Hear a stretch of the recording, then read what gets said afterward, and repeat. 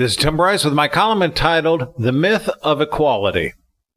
The Declaration of Independence tells us that all men are created equal, but we sure don't want to be treated as such when we get older. Americans steadfastly and openly proclaim their belief in the concept of equality, yet adamantly refuse to be treated in this manner. Equality, therefore, is an American myth and one reason why we tend to act more like stubborn individualists as opposed to team players. Being treated equally and fairly sounds nice, but it's a matter of who knows who and what we can do for each other, also known as Politics 101. Waiting in line is a good example of everyone being treated equally. Basically, everyone waits their turn in line, but inevitably there are people who want to cut in line or go directly to the front of it and are willing to pay handsomely to do so.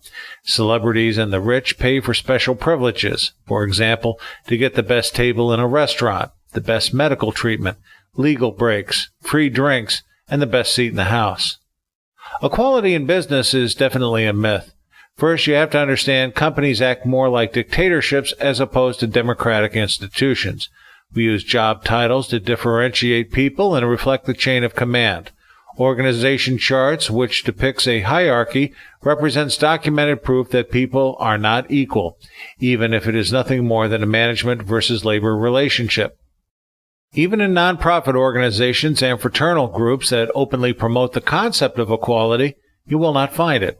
Instead, you have people craving recognition through titles, sashes, badges, pins, and other such nonsense, thereby trying to delineate themselves from everyone else. Basically, it's a game of one-upmanship.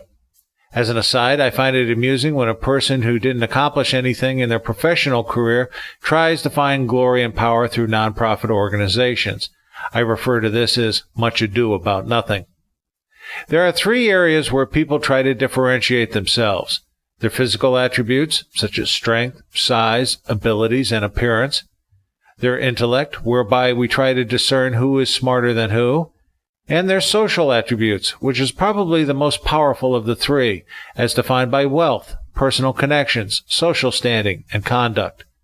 More than anything, equality is about ego, and we are taught at an early age not to be just as good as someone else, but to be better than them. And if you cannot be better than them, then undermine them every chance you get. Compare this to the Japanese, who are taught at an early age to work together collectively towards common goals.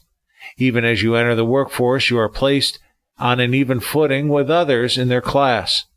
It is only after a number of years working at the company, 10 normally, when it is decided what your position and job title will be. The Japanese may not tout equality in their culture as much as the Americans do, but is much more ingrained in them than the Americans. In the United States, we have a lot of rights. We have a lot of rules, but we really don't have as much equality as people believe we do, which is why I call it a myth. You might have an understanding about racial, gender, and social rights, but you will never have equality in the minds of the American masses. So please, put down the placard saying you want equality. Don't make me laugh. You don't want equality. You want to leapfrog ahead.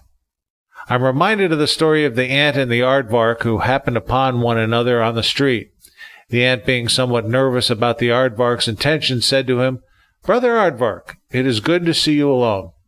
We are both creatures of the earth. We both drink the same water and breathe the same air. We're equals." The aardvark shot out his long, sticky tongue and devoured the ant in the blink of an eye, burped, and replied, "I'm afraid you've been misinformed, my boy." Friends, keep the faith.